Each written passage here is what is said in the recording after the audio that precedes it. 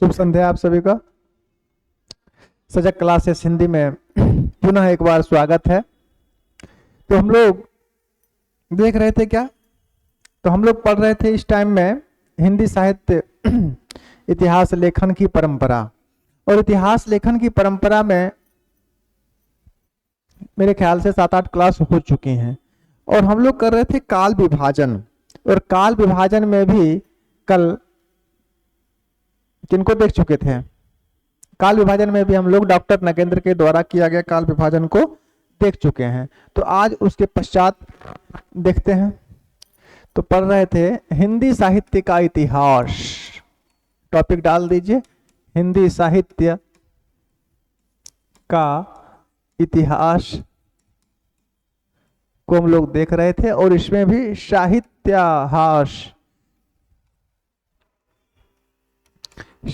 इतिहास लेखन परंपरा देख रहे थे। साहित्य इतिहास लेखन परंपरा, और लेखन परंपरा के अंतर्गत भी हम लोग काल विभाजन कर रहे हैं, है ना जी। काल विभाजन कर रहे हैं और काल विभाजन के आधार पर आज ये क्लास कितनी होगी? मेरे ख्याल से ये आज 9वीं क्लास होगी। कौन सी क्लास होगी आज? 9वीं क्लास होगी। किसकी? साहित्य इतिहास लेखन परंपरा में काल विभाजन की। काल विभाजन में हम लोग आचार्य शुक्ल, गणपति चंद्रगुप्त, डॉक्टर नगेंद्र, विश्वनाथ प्रसाद, हजारी प्रसाद द्विवेदी, इन सबों के आधार पर लगभग काल विभाजन कर चुके थे।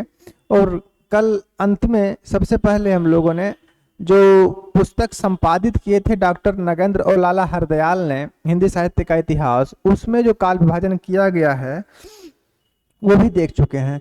तो आज सबसे पहले जो काल विभाजन करते हैं वो करते हैं राम खिलावन पांडे के अनुसार। राम खिलावन पांडे ने के अनुसार करना क्यों जरूरी है? बात ये भी है कि जब सबके अनुसार कर ही दिए हैं तो इनके अनुसार करना भी क्या जरूरी है? करना इसके लिए इसलिए जरूरी है कि इन्होंने सभी काल को एक अलग अलग नाम दे दिया है। सभी काल को एक अलग अलग नाम दिया। इन्होंने आदि काल को संक्रमण काल कहा, भक्ति काल को संयोजन काल कहा, रीति काल को संवर्धन काल कहा।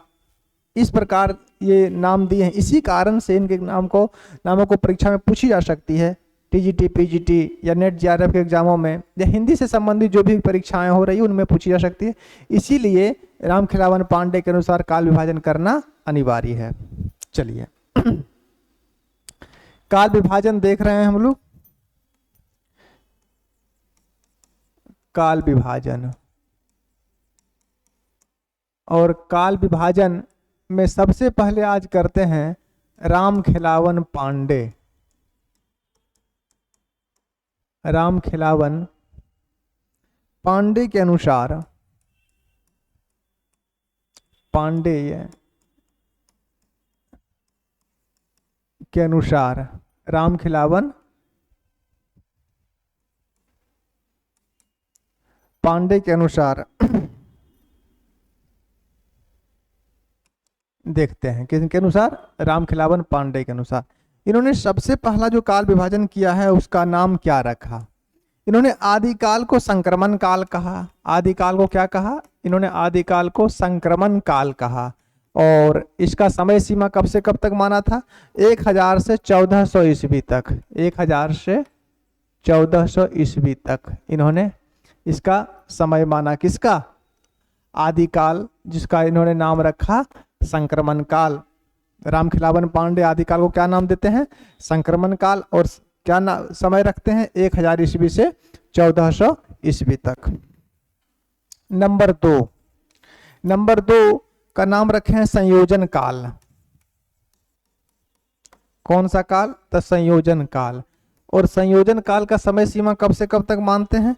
1401 ईस्वी से 1600 ईस्वी तक। 1401 ईस्वी से 1600 ईस्वी तक का नाम ये रखे हैं संयोजन काल अर्थात भक्ति काल। नंबर 3 संवर्धन काल। संवर्धन काल और संवर्धन काल का समय सीमा कब तक माने हैं? 1601 ईस्वी से 1800 ईस्वी तक। 1601 से 1800 ईस्वी तक का समय माने हैं ये संवर्धन काल अर्थात रीति काल। और चौथा इन्होंने जो विभाजन किया है उसका नाम रखा संचयन काल। संचयन काल, और संचयन काल का समय सीमा मानते हैं 1801 से 1900 ईस्वी तक। 1801 ईस्वी से 1900 ईस्वी तक का जो समय मानते हैं वो बोलते हैं संचयन काल।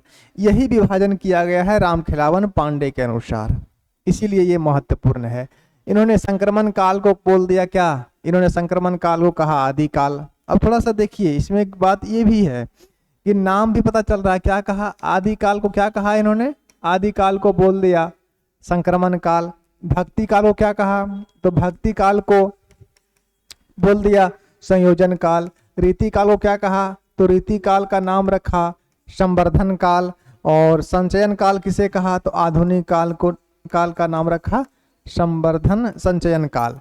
तो ये नाम भी पता चल सकता है ना काल विभाजन में और नामकरण में कि भक्ति काल को संयोजन काल किसने कहा, रीति काल को संवर्धन काल किसने कहा, आदि काल को संक्रमण काल किसने कहा, आधुनिक काल को संचयन काल किसने कहा, और समय सीमा कब से कब तक माना। तो ये काल विभाजन किसके द्वारा किया गया है? रामखिलावन पांडे के अनुसार किया गया है।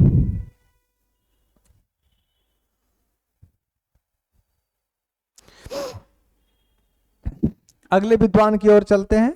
रामखिलावन पांडे के अनुसार तो देख लिए। नंबर 2 पे लिखिए डॉक्टर बच्चन सिंह के द्वारा किया गया काल विभाजन। डॉक्टर बच्चन सिंह द्वारा किया गया काल विभाजन।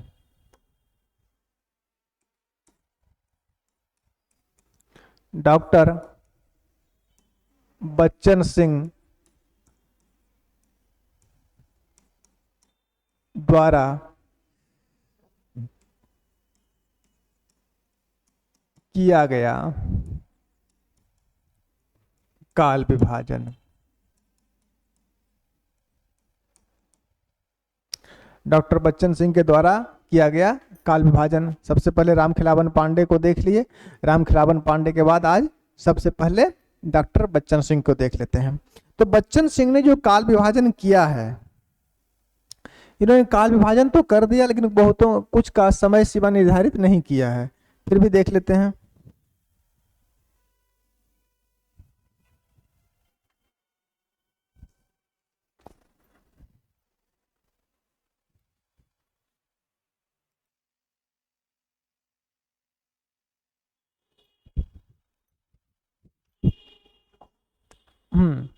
तो ये बच्चन सिंह के द्वारा हम लोग काल विभाजन कर रहे थे।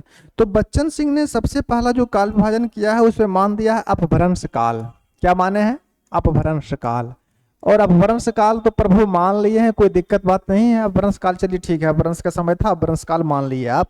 समय सीमा क्या था? इन्होंने इसका समय सीमा निर्धारित नहीं किया, अपभ्रंश काल बोल के सिर्फ छोड़ दिया, कोई समय सीमा का निर्धारण नहीं किया। लिख सकते हैं समय सीमा का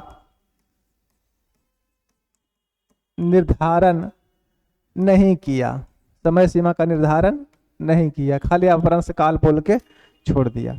नंबर 2 की अगर बात करें कि अपभ्रंश काल के बाद ये मानते हैं सीधा सीधी भक्ति काल पे चले जाते हैं। क्या ये विभाजन सही है? बिल्कुल सही नहीं है।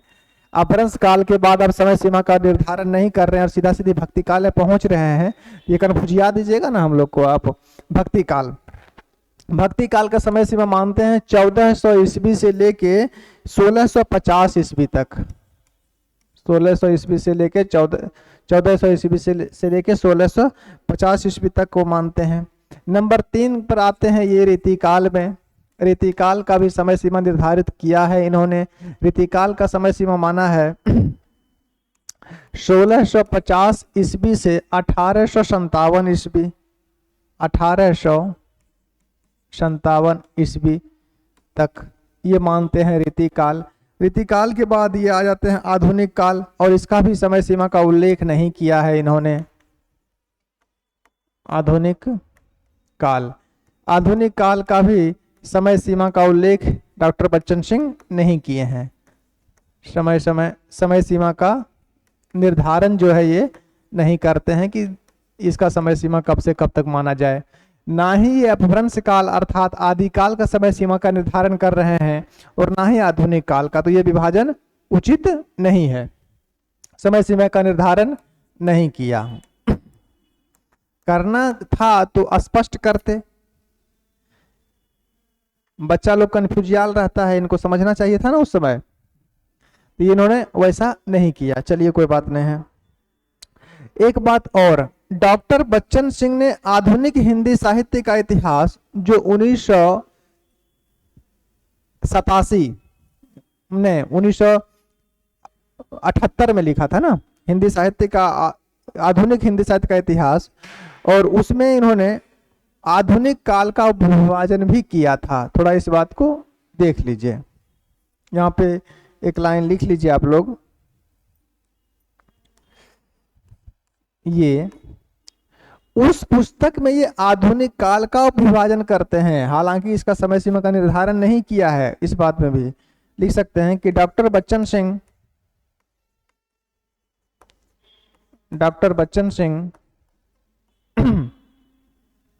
आधुनिक हिंदी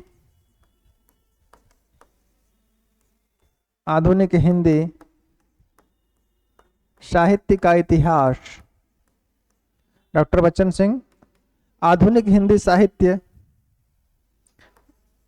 का इतिहास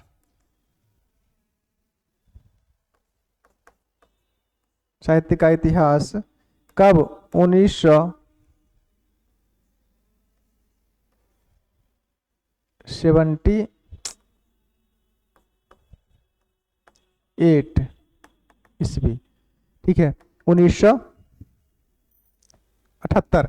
डॉक्टर बच्चन सिंह आधुनिक हिंदी साहित्य का इतिहास 1978 में आधुनिक काल का उपविभाजन किया है। काल का उपविभाजन किया है जो इस प्रकार है। अगले पेज में देख लेते हैं। देखिए, डॉक्टर बच्चन सिंह ने अपभ्रंश काल का समय सीमा निर्धारण नहीं किया, भक्ति काल और रीति काल का किया है, आधुनिक काल का फिर नहीं किया। तो डॉक्टर बच्चन सिंह ने अपनी पुस्तक जो इन्होंने लिखा है आधुनिक हिंदी साहित्य का इतिहास, उसमें आधुनिक काल का उपविभाजन किया है, समय सीमा नहीं, उपविभाजन किया है। और उस उपविभाजन का क्या समय सीमा ये मानते हैं उसको हम लोग देख लेते हैं। चलिए अगले पेज पर। उपविभाजन किया है, विभाजन में क्या क्या नाम रखा है। विभाजन में सबसे पहला ये नाम रखे हैं पुनर्जागरण काल, और क्या रखेंगे, है ना, पुनर्जागरण काल। पुनर्जागरण काल, और पुनर्जागरण काल का समय सीमा कब से कब तक मानते हैं, 1857 से लेके 1900 ईस्वी तक। 1900 ईस्वी तक, 1857 से 1900 ईस्वी तक को ये समय मानते हैं पुनर्जागरण काल। नंबर दो का नाम रखे हैं पूर्व स्वच्छंदता काल।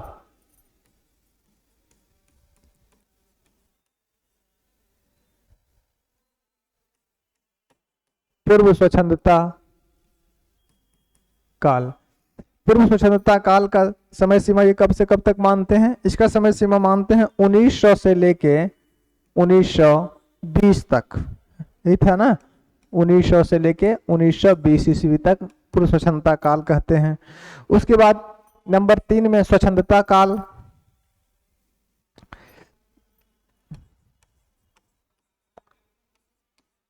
स्वच्छंदता काल, और स्वच्छंदता काल का समय सीमा 1920 से 1940 ईस्वी तक ये उप विभाजन किए हैं डॉक्टर बच्चन सिंह किसका, आधुनिक काल का। पहला का नाम रखा पुनर्जागरण काल, दूसरा पूर्व स्वतंत्रता काल, नंबर 3 स्वतंत्रता काल और नंबर 4 उत्तर स्वतंत्रता काल।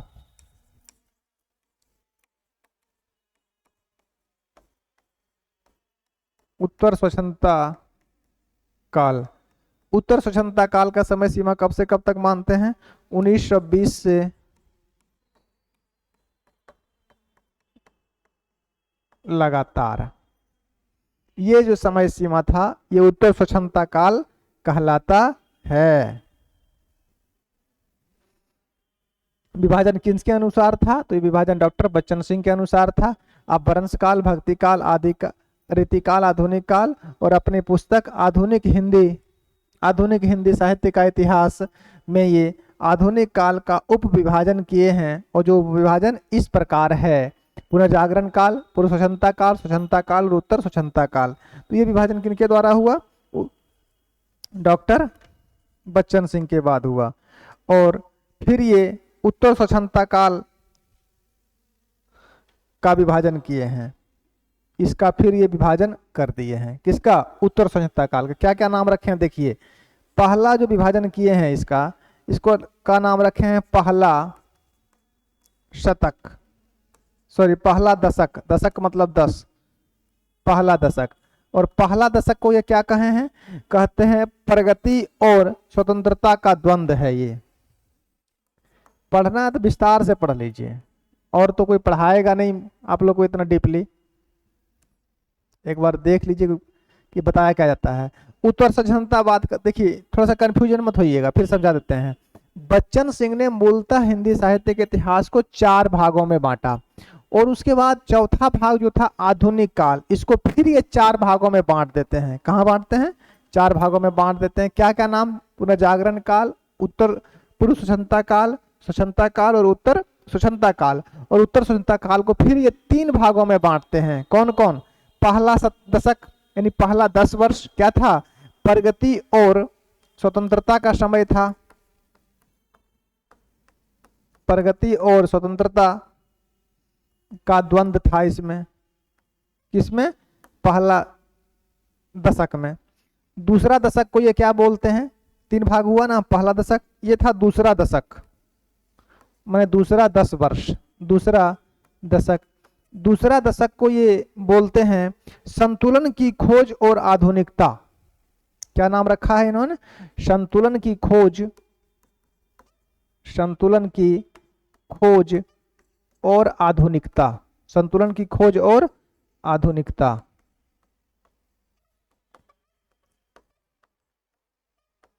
अब बात ये मन में चल रही कि सर ये आप बता कहां से रहे हैं, तो मैंने आपको पहले ही रेफरेंस दे दिया कि मैं कहां से बता रहा हूं। मैं आधुनिक हिंदी साहित्य का इतिहास 1978 इसी पुस्तक में जो इन्होंने विभाजन किया है, इसी के आधार पर मैं बता रहा हूं। ये मेरी मनगढ़ंत कहानी नहीं है। हालांकि आप लोगों को ये पहले नहीं पढ़ाया गया होगा, अलग बात है, लेकिन ये मैं उसी पुस्तक से बता रहा हूं और ये नेट के एग्जाम में पूछा गया है। संतुलन की खोज और आधुनिकता, ये सब पूछी गई है और पूछी जा सकती है, महत्वपूर्ण है। और तीसरा विभाजन जो ये किए हैं उत्तर स्वतंत्रतावाद का, तीसरा दशक, तो तीसरा दशक ये क्या नाम रखे हैं, तीसरा दशक का रखते हैं आधुनिक बोध की रचनाएं। तीसरा दशक क्या कहलाता है, आधुनिक, अगर थोड़ा डीपली पढ़ लीजिएगा तो हानि नहीं होगी, फायदा ही होगा। आधुनिक बोध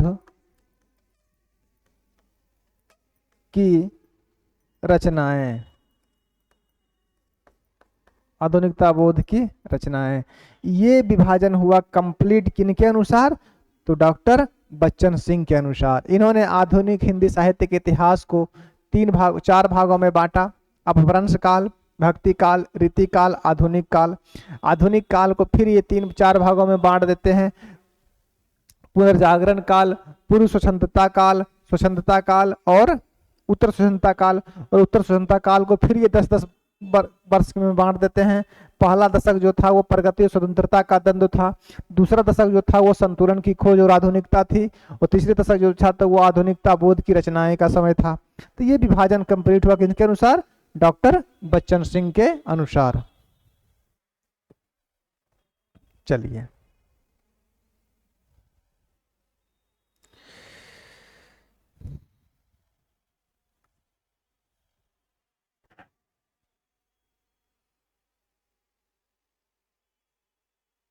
अब और कौन कौन से बचे हुए हैं जी? और बचे हुए आज इसको कंप्लीट कीजिए।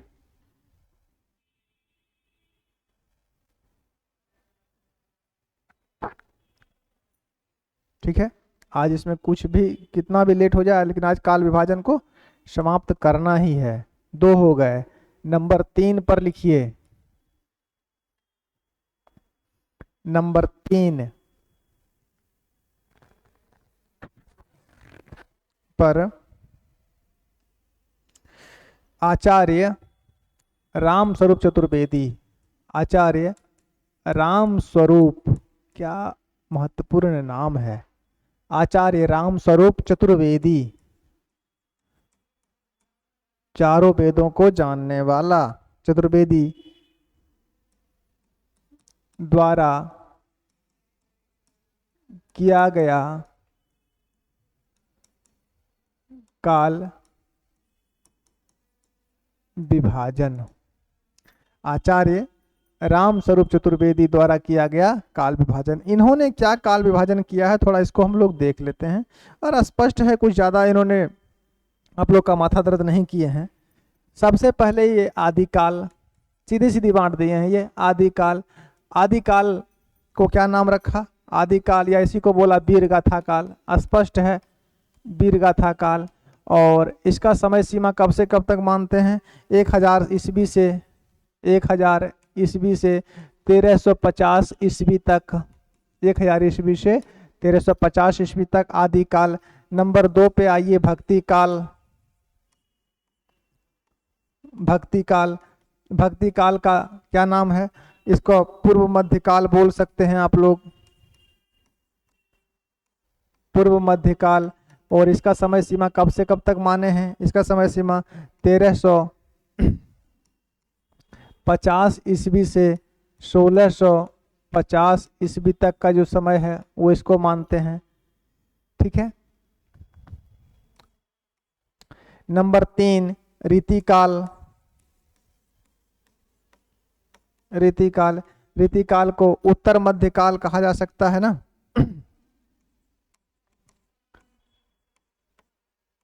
उत्तर मध्यकाल, उत्तर मध्यकाल इसका समय सीमा 1650 ईस्वी से 1650 ईस्वी से कब तक? 1850 ईस्वी तक का समय जो था वो क्या था? ये उत्तर मध्यकाल या रीतिकाल था। और नंबर 4 आधुनिक काल। यही काल विभाजन इन्होंने किया है, ज्यादा और कुछ तो नहीं किया है। आधुनिक काल, आधुनिक काल की अगर काल विभाजन की बात करें तो आधुनिक काल, या इसको गद्य काल भी कह सकते हैं, गद्य काल। और इसका समय सीमा ये कब से कब तक मानते हैं? 1850 ईस्वी से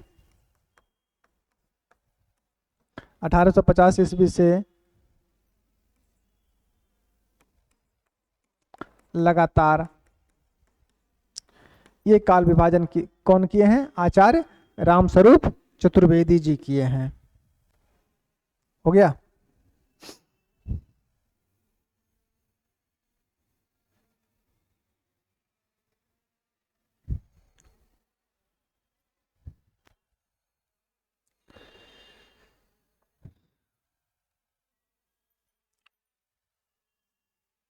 एक विद्वान और आज देखिए लीजिए।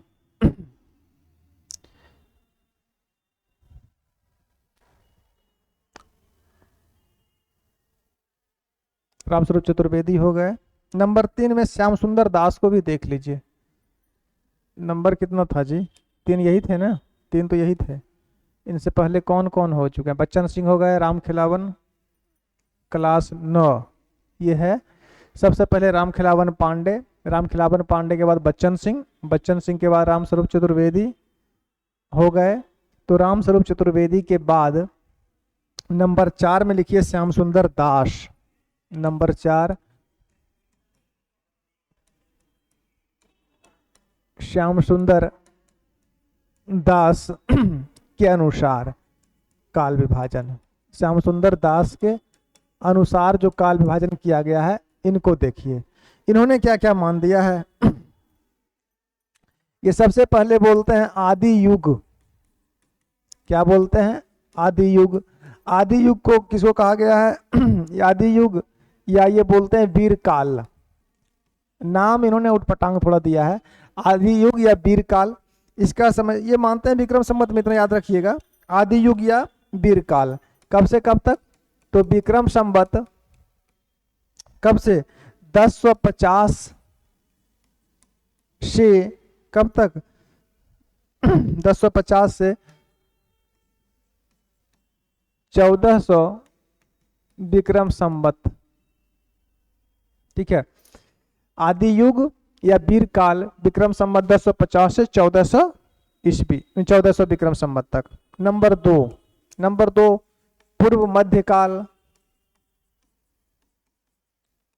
पूर्व मध्यकाल, पूर्व मध्यकाल भक्ति काल को ही कहा गया है, और तो किसी को कहा नहीं जा सकता है ना, भक्ति काल। इसका समय सीमा कब से कब तक है? तो ये भी विक्रम संवत 1400 से, विक्रम संवत 1400 से 1700 विक्रम संवत तक है, 1700 विक्रम संवत तक माना गया है। नंबर 3 उत्तर मध्यकाल या रीतिकाल।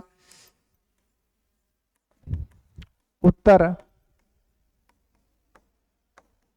मध्यकाल या रीतिकाल। उत्तर मध्यकाल या रीतिकाल का अगर समय देखें तो कब से कब तक? तो विक्रम संवत कब से?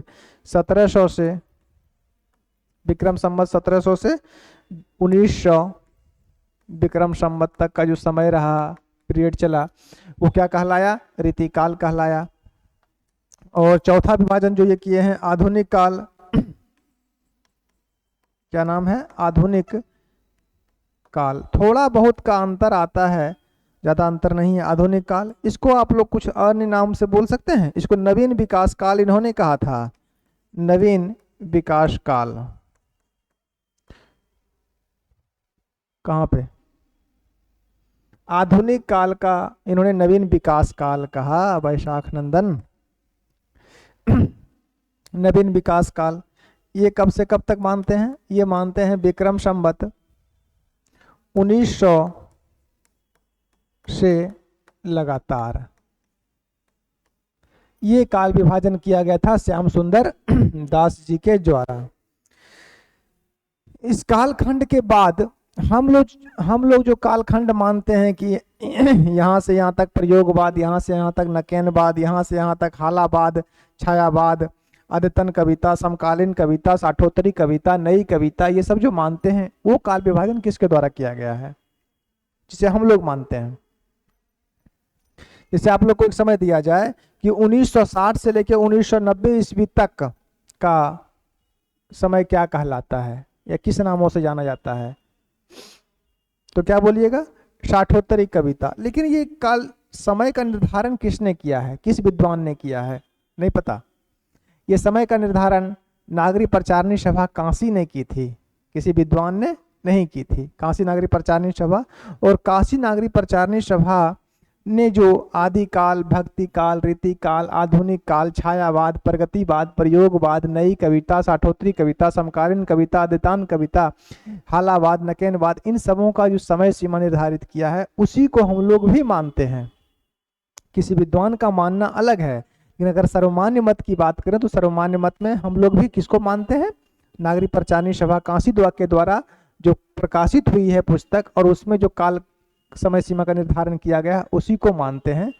तो वो थोड़ा डिटेल में है, यानी कि विस्तार में है, जो आप लोगों को भी जानना है और उसी के अनुसार चलना भी है। क्योंकि अगर काशी नागरी प्रचारणी सभा के द्वारा जो काल विभाजन किया गया है उसे अगर नहीं जानते हैं, यानी कि आप इतना पढ़ के भी कुछ नहीं है, उनको जानना परम आवश्यक है, इसीलिए उसको मैं सबसे अंत में बताऊंगा, ठीक है, क्योंकि आप लोगों को याद रहे सबको पढ़ा देने के बाद कि सर्वमान्य मत क्या है। बीपीएससी 1 में एक समय पूछा गया था कि आदिकाल का समय सीमा कब से कब तक है। आप लोग सब तो रटे हैं 1050 ईस्वी से, है ना, विक्रम संवत 1050 से, उसमें 1050 ईस्वी जो था वो समय था ही नहीं, ऑप्शन ही नहीं था। तो ऐसा क्यों था वो अगले क्लास में हम लोग बात करेंगे। तो आज हम लोग 4 विद्वानों के अनुसार इसका विभाजन कर चुके हैं, और आज इतना ही रहने दीजिए, नहीं तो फिर ज्यादा हो जाएगा। कल सबसे पहले नागरी प्रचारणी सभा काशी के द्वारा, अगले क्लास की बात हो रही है, आज इतना ही व्याकरण की क्लास होगी। नागरी प्रचारणी सभा काशी के द्वारा जो काल विभाजन किया गया है उसको देखेंगे, और उसके पश्चात हिंदी के प्रथम कवि कौन है, यानी हिंदी के प्रथम कवि का मतलब ये हुआ कि कौन से विद्वान हिंदी के प्रथम कवि किसको मानते हैं। डॉक्टर नागेंद्र किसको मानते हैं, शुक्ल बाबा किसको मानते हैं, हजारी प्रसाद द्विवेदी किसको मानते हैं, ठीक है, बच्चन सिंह किसको मानते हैं, राहुल सांकृत्यायन किसको मानते हैं, गणपति चंद्रगुप्त किसे मानते हैं, राम कुमार वर्मा किसे मानते हैं, और हिंदी की प्रथम कवित्री कौन है, हिंदी के प्रथम महाकवि कौन है। ये सभी चीजें कल की क्लास जो होगी, यानी कि कल हिंदी साहित्य इतिहास लेखन परंपरा की अंतिम क्लास होगी, और जो क्लास रहेगी 10वीं, ये महत्वपूर्ण क्लास होगी आप लोगों के लिए। और उसके पश्चात तुम लोग आदिकाल की ओर प्रस्थान करेंगे।